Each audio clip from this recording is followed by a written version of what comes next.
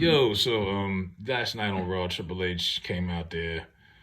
A lot of lines in his forehead, man. Triple H is stressed out, but Triple H came out there and announced that they have a new world heavyweight belt, and it's gonna be after this brand split, and they're gonna do it at Night of Champions.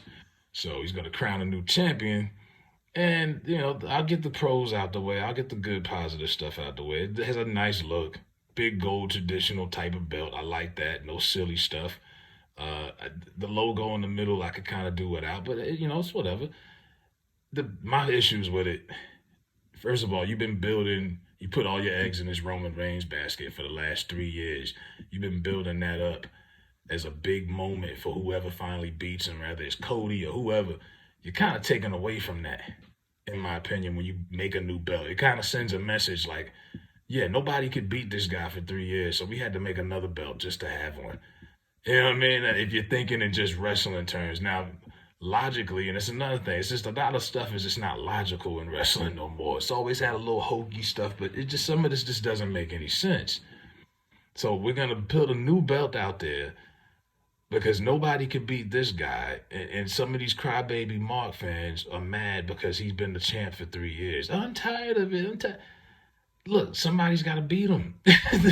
You know what I mean? Like don't be mad at him. Be mad at the company for not building up guys that are credible enough to actually wrestle him, let alone beat him.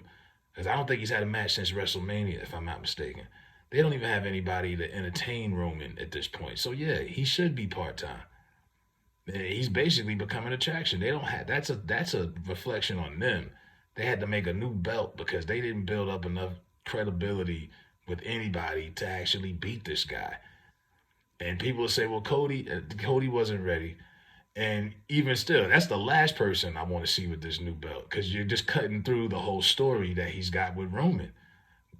You're going through this obstacle course now where he's going to have to do X, Y, and Z to get back to Roman and finally get the belt. They're saying maybe next year at Mania.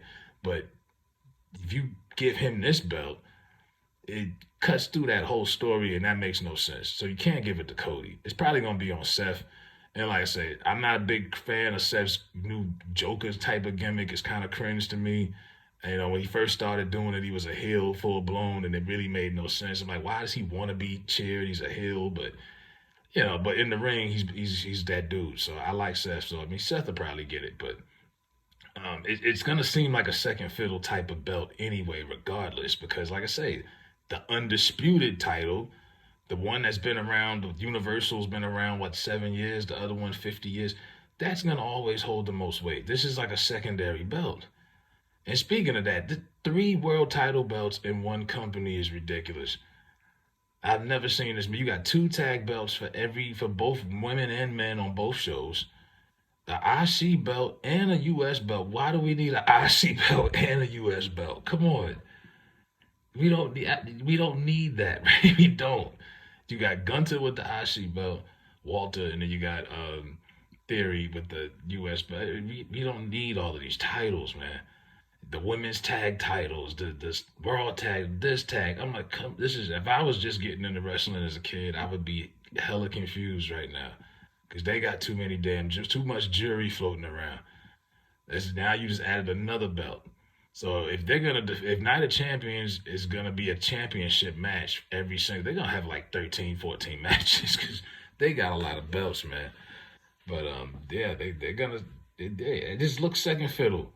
It's like just because you're tired of seeing something, look, that just makes you want to see Roman get beat even more. And people are going to pay harder in money to see Roman get beat. And that's the whole point of having a heel champ. People are paying to see him. People paid to see Ric Flair get beat. It didn't happen a lot, but they paid for it. They wanted to see it.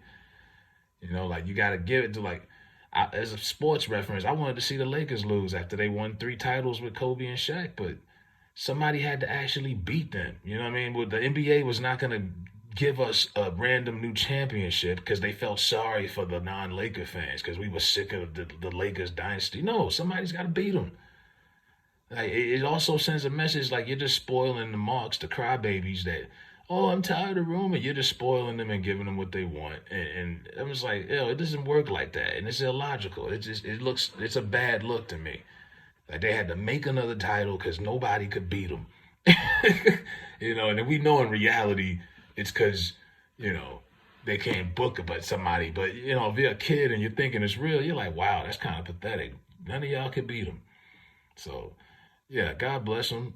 They got another title. It'll be up for grabs in a couple of months. And after they do this stupid draft, more than likely, Cody should be on the same show as Roman. Like I said, I just don't think Cody should be nowhere near that title. But, but logically, this company's throwing a lot of stuff out the window. I just look at things differently. Like for example, that Seth Edge versus Finn Balor Hell in a Cell match.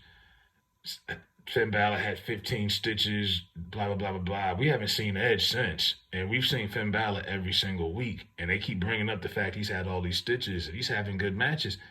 To me, he comes off looking tougher after that match than Edge.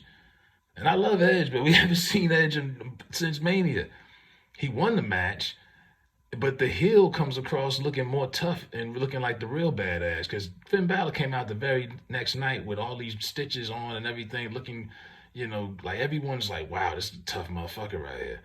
Like, it's just the way that they book sometimes, it doesn't make sense. But I'm going to get more active and show some more stuff on here and talk more about this wrestling shit. Because it's a lot to be on my mind about a lot of the stuff that I see on here. But let me know what y'all think, man. I'm out.